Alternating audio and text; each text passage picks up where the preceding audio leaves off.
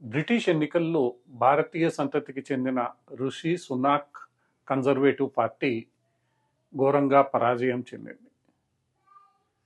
Conservative పార్టీపై labour party అత్యధిక మెజారిటీతో విజయాన్ని సాధించింది.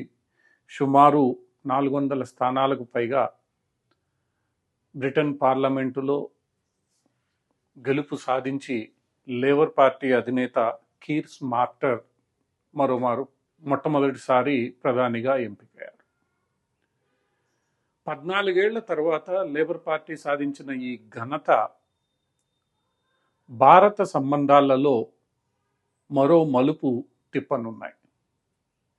ముఖ్యంగా గతంలో ఈ లేబర్ పార్టీ అధ్యక్షుడు కీర్ స్మార్టర్ కాశ్మీర్ అంశంపై పలు సందర్భాలలో భారత్కు వ్యతిరేక వ్యాఖ్యలు చేశారు.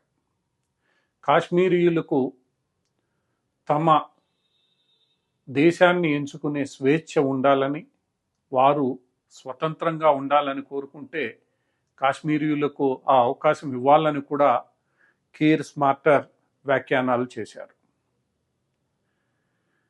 అటు పిమ్మట గత ఎన్నికల్లో అంటే ఇటీవల జరిగిన ఎన్నికల్లో ప్రచారాన్ని నిర్వహిస్తూ కీర్ స్మార్టర్ భారతదేశంతో తమకు ఎంతో మంచి సంబంధాలు అవసరమని, ఎదుగుతున్న అతిపెద్ద ఆర్థిక వ్యవస్థతో సంబంధాలు చెడగొట్టుకోవాలని తాను అనుకోవడం లేదని కొంతమేర భారత్కు సానుకూల ప్రకటనలు చేసినప్పటికీ గతంలో కీర్ స్మార్టర్ చేసిన ప్రకటన ఏదైతే ఉందో ఆ ప్రకటనే ఈరోజు ఆయన పట్ల భారత్లోని అంతర్జాతీయ నిపుణులు కొంతమేర సందేహం వ్యక్తం చేస్తున్నారు.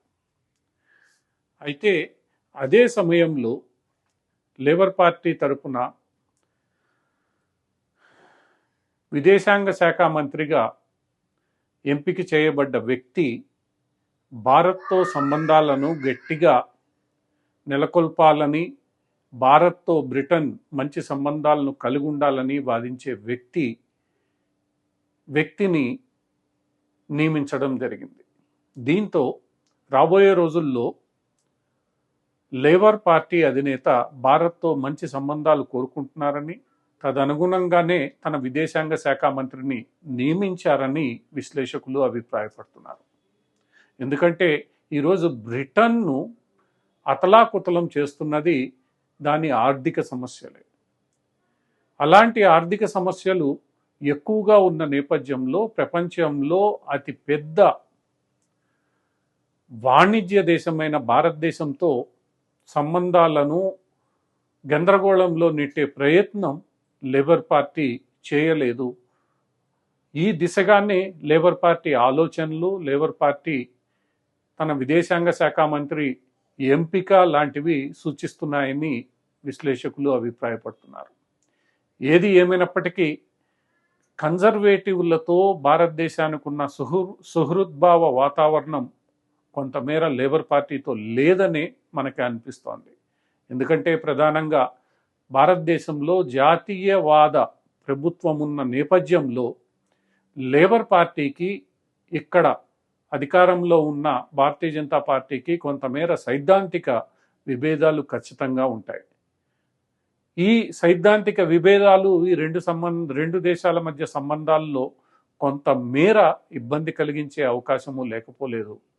దీన్ని ప్రస్తుతం గ్రేట్ బ్రిటన్లో అధికారంలోనికి వచ్చిన లేబర్ పార్టీ గ్రహించింది, కొన్ని చర్యలు తీసుకుంది. అయినప్పటికీ స్థానికంగా అంటే దేశంలో అంతర్గతంగా ఉన్న తమ ఓటర్లను సంతృప్తిపరచడానికి కొంతమేర వారు భారత్ పట్ల భిన్న వైఖరిని తీసుకునే అవకాశము లేకపోలేదని అందరూ భావిస్తున్నారు. దీంతో రాబోయే రోజుల్లో బ్రిటిష్ ప్రభుత్వము మరియు భారత ప్రభుత్వం మధ్య వ్యవహారాలు ఎలా ఉంటాయో అన్న ఆసక్తి నెలకొంది.